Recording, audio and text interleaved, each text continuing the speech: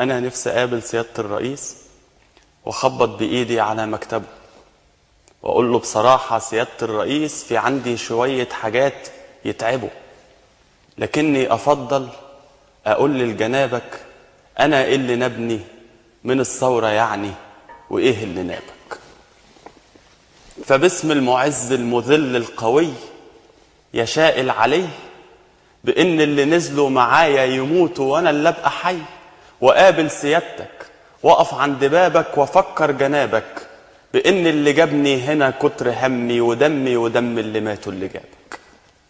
ودي مش معايرة ومن وأذى، وجودك كريس هنا معجزة عملها اللي نزلوا شباب نفسه يفطر في يوم وسط أهله، بيدفع بعمره ضريبة عمايله ضريبة جمايله، شهيد لسه عايش ما بينا وما ماتش. ده مين كان يصدق مبارك هيمشي؟ ده وهم في خيالي جنون أو هبل، لكنه تخلى بفضل اللي خلى سيادتك رئيسنا وفي المعتقل.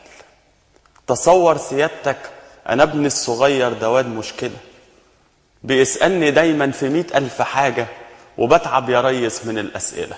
تصور سيادتك في قعدة ونس بيسألني عن طفل اسمه أنس، زميل في الدراسة وملوش في السياسة، وفضل جنب صاحبه لآخر نفس. فضل ابني ساكت باصص لي وساكت، وانا بدعي انه يطول سكاته. ما انا ازاي هقول له في ناس يا ابني راحت تشجع فماتوا؟ طب ازاي هقول له دي نفس العيال اللي كانت بتهتف في وش العساكر بكل الجراءة؟ طب ازاي هقول له في ناس يا ابني قتلت وطلعت براءة؟ رجع ابني يرغي ويرغي ويرغي وانا فضلت ساكت. واكبر مكاسبي من الثورة كانت عرفت ان احسن ما فينا عيالنا، واحسن عيالنا العيال اللي مات. سامحني يا ريس، سامحني يا ريس، انا بجد اسف، كلامي بيوجع ساعات الحقيقة ومن كتر نورها بتتعب يا ريس وتعمل اللي شايف. وقبل ما نطلع نهلل ونفرح بايه انجازاتك واخر معونة، بفكر سيادتك انا واللي زيي دخلنا المدارس ولا علمونا، طلعنا بشهايد طلعنا بفضيحة، بنقرا الجرايد بنحلم يا ريس بعيشة مريحة.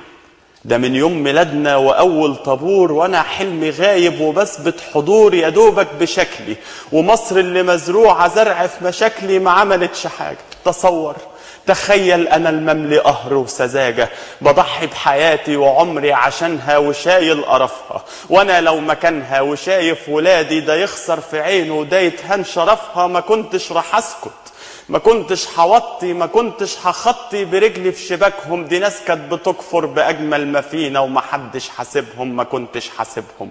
واسيب ابني يحلم ويحلم براحته.